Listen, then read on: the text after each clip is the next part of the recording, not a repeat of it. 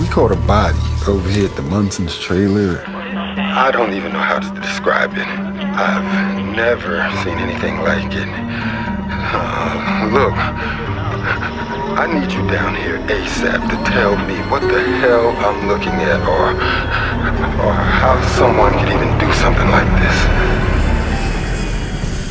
Stranger danger, talking stranger things together forever. We're loving stranger things. It's Stranger Things Forever. Rewatching season 4 from the start to the finish. It's Stranger Things Forever. Every podcast we do will cover just 10 minutes. Stranger danger everywhere. I hope that you people still care. It's time for me to do it. Let's get to it. Come on, everyone.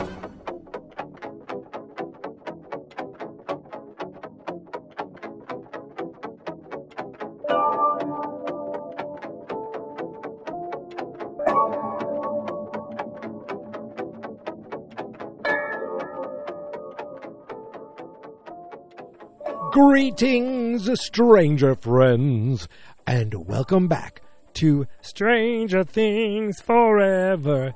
As I am talking to you, it is September 1st, 2024. That is the day that this episode was recorded.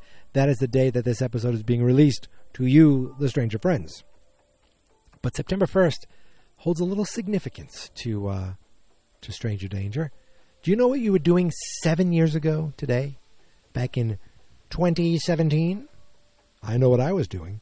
I was releasing the first ever episode of Stranger Danger to the internet. Ah. Wow, 7 years. I was so young, so less mature than I am now. I'm glad that these 7 years I've changed, you know. Well, I got older. I got 7 years older, that's for sure. But yes, today is the 7th anniversary. Oh, wait. Would it be the 6th anniversary and the 7th day? Because think about it. Oh, no. The first year, it turns 1. It's the first anniversary. So this is the 7th anniversary, right? It's been 7 years. I know that. It's been 7 years. I'm not great with math. I know my gazintas. Everyone knows, 5 goes into 25 5 times, 5 goes into 24 times. I know my gazintas. I don't know exactly if I'm saying it right, anniversary, birthday, but it's been 7 years. 7 long years that Stranger Danger has been available to you, the world. There were times where I stopped doing it. I used to do it using archive.org, and I said, you know what, I did it for a while. It was fun, and then I kind of just stopped it. And then I realized, wait a second, there's some people actually listening to this. There's people out there, people like you who have found the show. So I said, I got to bring it back. I brought it back, and then what did I do? I was halfway through Stranger Things 3, and I forget, I don't even know why exactly. It just kind of, I stopped doing it for a bit. It is a lot of work to do the episodes the way I do. Some people have said, what do you just recap the episodes? Yeah, that's what I do. In great detail. And that takes, I just kicked the camera. And that takes some time to do. But when I'm done, it feels like I've created almost like an audio version of the episode to share with you. And I feel pleased as punch when I get an episode done. So I finally got back on the good ship Lollipop. I don't know what I'm saying. And got and started, finishing the episodes of Stranger Things 3 in time for Stranger Things 4. And it's just kind of been off to the races since then. Sure, there's breaks. I mean, we haven't had an episode of Stranger Things since 2022. Of course, there's going to be breaks. I try to fill those breaks with podcasts, special podcasts, mostly the book club.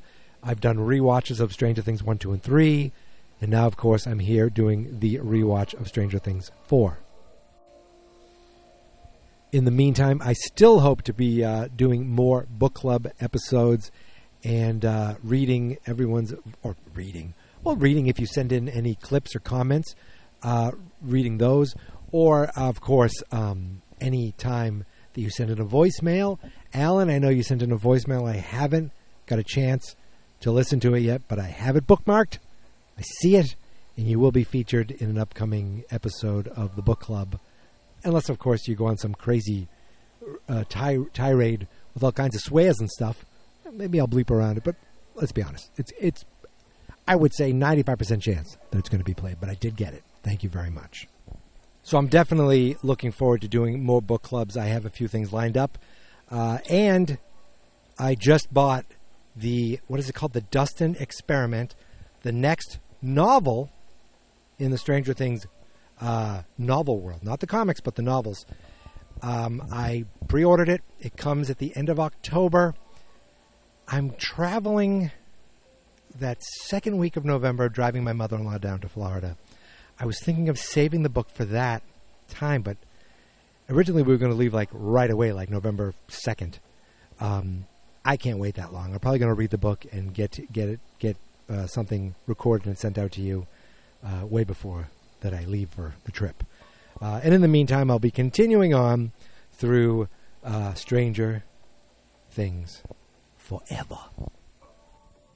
So, 7 years in, I wonder, what is next for Stranger Danger? We have 1 season left on Stranger Things. There's supposed to be another series, so I imagine I'll be covering every episode of that as well. I'm assuming there'll be more comics, more books. I'm hoping that I get to see the stage play. And if not, I would love it if Netflix, if you know anyone at Netflix, do a film version of that. Like Hamilton, they did that with Disney Plus. Do that for the Stranger Things musical, the Stranger Things play. I would love that. Because if I don't get a chance to see it, I want to see it and I want to talk about it, but I don't find myself making my way to Broadway. Though I guess that is the easiest way for me to be on Broadway, is to see a big show.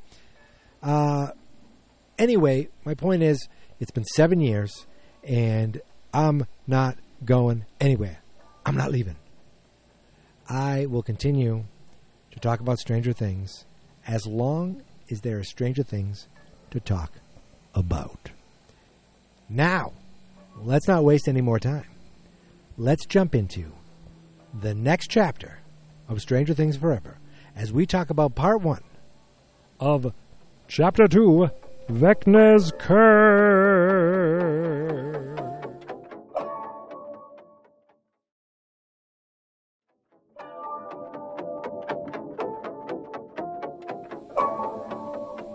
Okay, where was I? So, this episode did not pick up exactly where the first episode left off. I got my trusty notes again.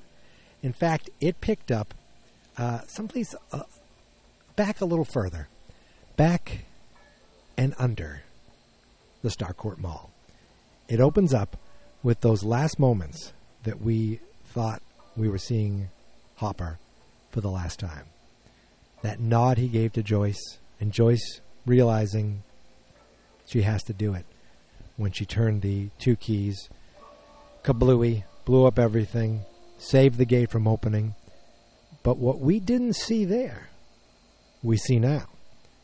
As Hopper runs from the explosion, gets blown off a ledge, lands down on some other, platform, and he's alive. Now, we knew that, right? I mean, we saw the note from the Russian doll, and now we can confirm that notes inside Russian dolls do not lie. They're like friends. They do not lie. So, if you ever get a note, it's inside a Russian doll, again, I would say probably, break it from a good 10 feet away like Joyce did. But whatever's inside the note, I'm almost positive it's telling the truth. But that was awesome to see him actually alive, to see his face. Again, that's a long time ago. That's still, 6 months I think they said they were in California? I think I'm getting that right. But that was it. That's the only time we see anything of Hopper and Joyce in the first 10 minutes. we get the credits. Then, of course, we get to hear our one of our favorite songs ever. And I wrote down the first 10 minutes of this episode are mostly dealing with aftermath. First of all, the aftermath of the Star Court under the mall. And then I stopped writing it, and I realized, well, wait, what was the other aftermath we were talking about? Well, Lucas, we deal with his aftermath a little bit. We deal with a little bit of the aftermath of what happened with Chrissy, and which is different from After MASH, which I'm sure I used that joke before, is a spinoff of the television show MASH, which is a spinoff of the movie MASH. Boom. So when we come back from the credits, it cuts to Max. I like that we start with Max, and I like their ability to give us someone that we know. They did it with Max in the last episode, and lead us into someone else or something else going on. They did it with Max again here as she woke up, and as you notice she woke up with quite a start. So there was definitely some sort of nightmare going on there again. Even though she told her guidance counselor that she wasn't having them, she had one. And all of a sudden she hears all these sirens. I'm sorry, I know it's sirens, but my wife's late uncle, he was this old Italian guy, he used to say sirens, and I can't stop saying it. I say sirens all the time, and she knows I'm referencing him. So, sirens, everyone. The cops are coming in. We see the Hawkins PD flying in. We see Max and her mother on the porch looking, and her mother's like, "Oh, what did that Munson boy do now?" I don't know if she had an accent like that, but she does in my retelling. The cops show up, and we do recognize some of these cops. We see, I wrote it down here, the first guy we see is Officer Callahan. And the last time we saw him was in the sauna test from Stranger Things 3. The other guy we recognize is not Officer Powell. He's Chief Powell now. Now, I know we all miss Hopper, and we all know Hopper is the man for the job, but Hopper's not there. So Chief Powell is a worthy replacement. The last time we saw him was all the way back in Mallrats, also in Stranger Things 3. We also meet Eddie's uncle, Wayne, for the first time, and it looks like he came home, opened the door, and found what was left of Chrissy. Immediately called the cops, who went inside, and they reacted pretty much exactly the way you think they'd react. Max actually comes off the porch, tries to get a closer look of what the hell's going on. She sees Chrissy, like the arm behind her head, just kind of, her face was turned away, thank God. She sees the broken form of Chrissy. Now, it doesn't show Chrissy's face, but Max saw Chrissy last night, so she knows that, it's Chrissy's body lying there. And but then before she gets another chance, another police officer, I don't know his name, I'm calling him Officer New Guy. Officer New Guy said, "Get back inside." And that's all we see of Max in these first 10 minutes. He yells at her. We go inside the trailer, though, and the police and the forensic teams are going over just about everything, while Chief Powell is on the phone with, I'm not entirely sure who he's on the phone with, but he's like, "Get someone down here to tell me what the hell I'm looking at, what I'm dealing with here. Is it the Indiana branch of the FBI? Is it, I don't remember if we find out." I love that this is kind of like, wait, who's he talking to? Is he just talking to someone back? Is he talking to GBI? The Bureau? No, they're in Indiana. That's not Georgia. But is he talking to, like, the Indiana branch of the FBI? Is he talking to someone back at the force? Curious. But whoever he's talking to, that person on the phone is not the only one listening, because we have someone listening, and we have another bank of, like, phone operators listening in. I apologize. I have bug spray, and I have little bugs, and I don't want to have mosquitoes. I'm outside again, by the way. I thought this would be fun to do. So we have someone's listening in. Now, why are they listening in? They're probably, who is it listening in? Is this the feds again? Is it the people who aren't the feds but work for someone else? Is it everyone, this resource, everyone? We know who it is, right? It's you-know-who. That's what we call him in Stranger Things world. He's doing everything he can to find Elle, right? To find Jane? To find 11? Right? Because it kind of comes out later, I think. Oh my God. It's so, like, I am excited to kind of remember little things that I haven't caught on. Someone's listening. That's all I know.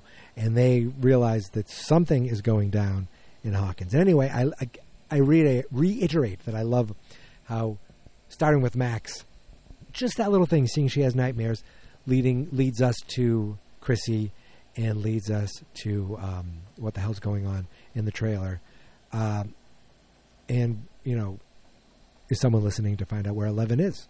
And we know where 11 is. She's at the airport. And we see Mike coming off the plane. We see a fun interaction with Argyle talking about clothes.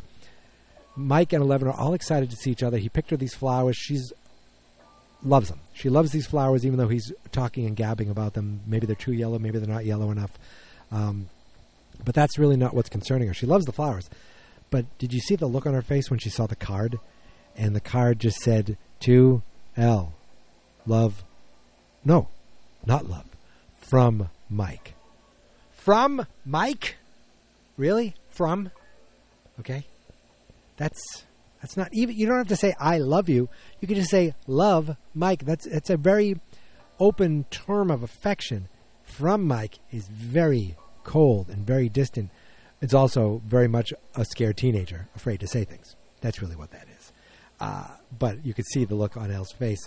And, of course, we get the first sense of awkwardness with Will. Will goes on, big smile, big hug. And Mike is like, hey, buddy, pat on the shoulder, the old, hi, how you doing, pal? And Will's like, oh, hi. And he asks what Will's holding. He said, oh, it's his painting. He's like, oh. He said, it's just some painting I'm working on. And he's like, oh, cool. Why would Will bring the painting to the airport? Because he wanted Mike to see it. Because he wanted to hug Mike. Because he missed Mike. Whatever feelings he has towards Mike, it's got to be very confusing to him. Very much like, because he must on some level, I know we get there eventually later on, but at some level it feels like he must know that the feelings that he has towards Mike cannot be, or will probably and most likely and won't be reciprocated from Mike. And we see that later with these tears and everything. But this is just the first moment of him realizing who he is and dealing with that, and probably all the crazy emotions of feeling of, well, however you have feelings for whoever you have feelings for. In this case, his closest friend, and that weird awkwardness right away that he didn't get. And I think it builds upon through the whole season, but you just see that first little glimpse right there. We also see the first little glimpse of the lies that Elle has been telling Mike when she talks about her friends. Will's like, friends? Stacy and Angela. And he wants to bring her out for breakfast burritos, which Mike's like, burrito for breakfast? That's crazy. But he wants to go to the roller rink. He wants to play games. And the fact that Elle is calling Stacy and Angela, those two B words, her friends, the fact that she's even, it's almost like, why would she say that when she knows these girls are mean to her? I almost, hear me out, this is just a guess. I almost feel like they'll see that she has this cool boyfriend, and all of a sudden it's like, oh, you are cool, let's be your friend. I think she was going to try to use Mike to impress them, and in doing so, they'll become her friend, and look, they were friends the whole time. I guess. This is just a guess from someone who watched this, many, many moons ago. Pulling up the old notes, and as they're leaving the airport, they're having the time of their life, laughing and chumming it up. Murray, we cross over. They didn't even realize they crossed paths. Murray's also going to the buyer's house, and but he's there like it's a matter of life and death. It kind of is, but he's like yelling at the taxi driver to go. It's a matter of life and death. We jump over to Family Video. I never worked at Family Video. I did work at Flix Video. I'm sure I've said this a million times. I worked there for a few years in high school. Robin and Steve are there together, and they're just having a kind of a lighthearted chat about how Vicky laughed, and Steve's like, "Of course, that Muppet joke is killer." But she's like, I don't know, I feel like I'm talking too much and I say too much, and she's afraid of having diarrhea of the mouth. She feels like she's doing it right now. She's very self-conscious about talking too much. She's like, I know what I want, but I'm afraid to go for it. You don't know what you want, but you're going out with all these girls all the time. I wish we could combine forces, because together we're like disaster. But, I mean, apart we're disaster, but together we'd be like the Wonder Twins, I think. They'd be like a combined force of dating perfection. And in the meantime, they're trying to figure out what movie to watch, because you always want to put a movie on when you're working at the video store. She decided on Dr. Zhivago. She was like, I don't like those double VHS. Kids, you might not even be, you might be like young enough where DVDs are even like, oh, my dad had DVDs. When I was a youngin', well, even when DVDs first came out, sometimes they'd be on two sides. I had a Goodfellas DVD. It was on two sides. The movie was so long. Well, it was long. It was like 3 hours.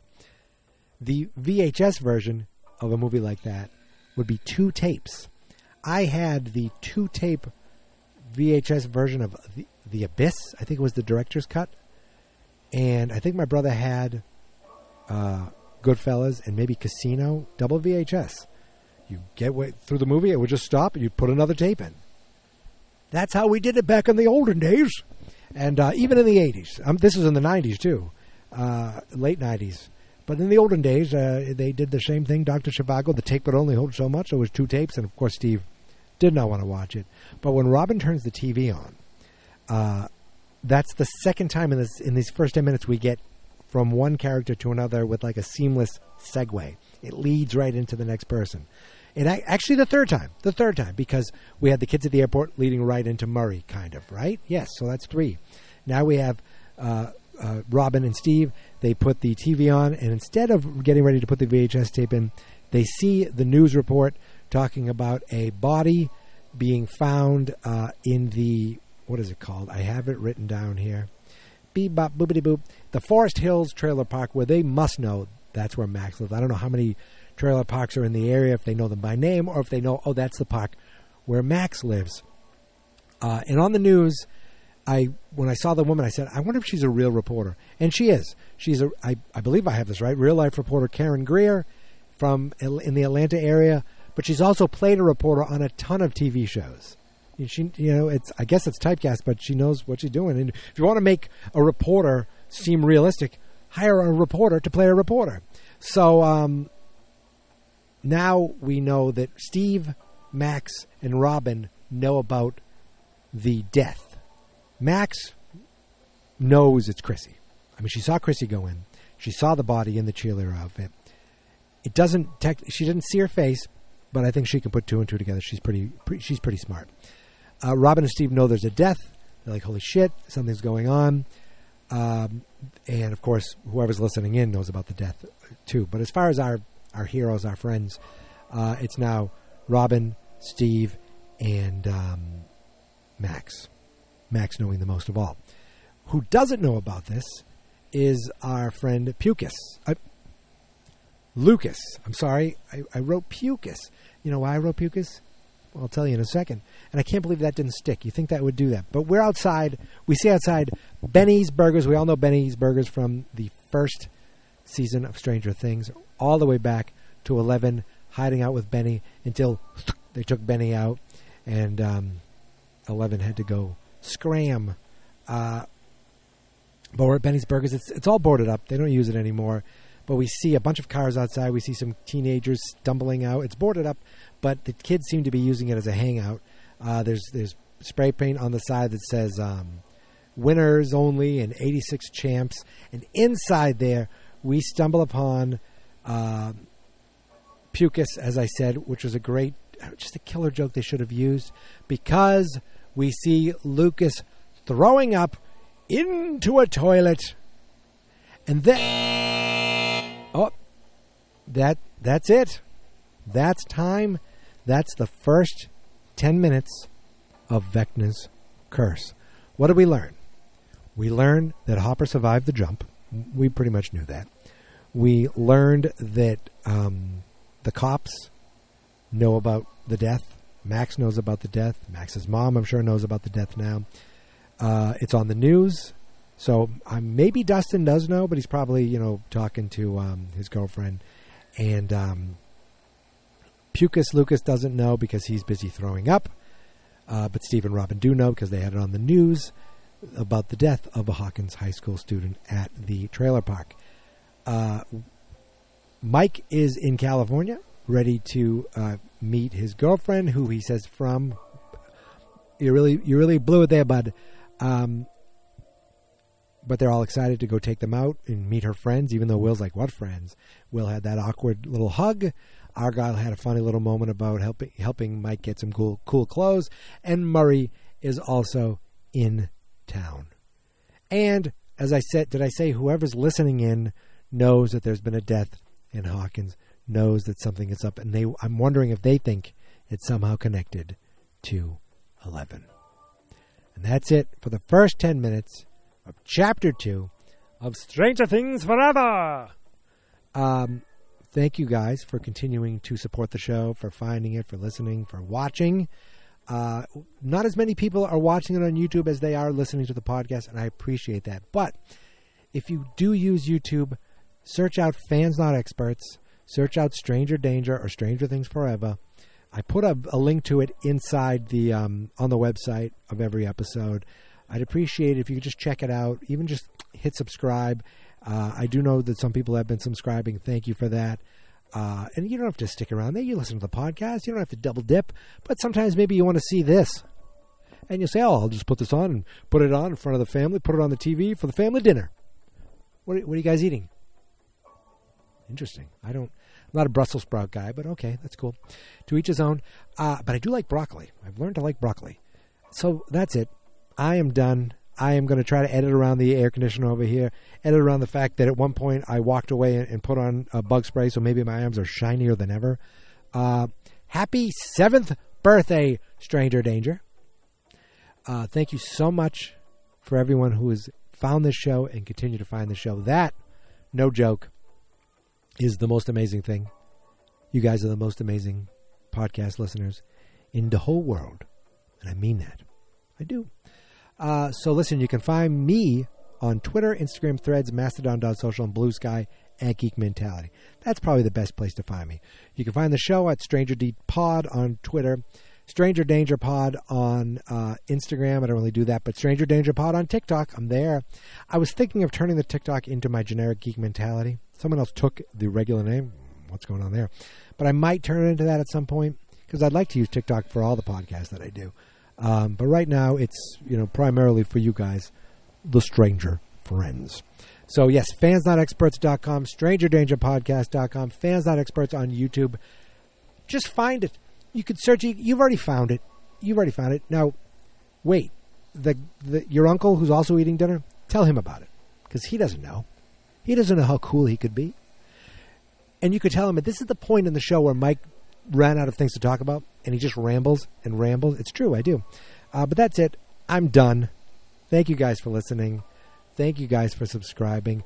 Stay stranger, my friends. And remember, we are the ones who keep Stranger Things alive forever.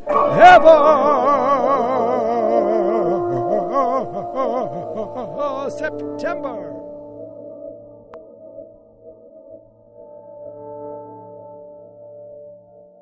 Fans Not Experts.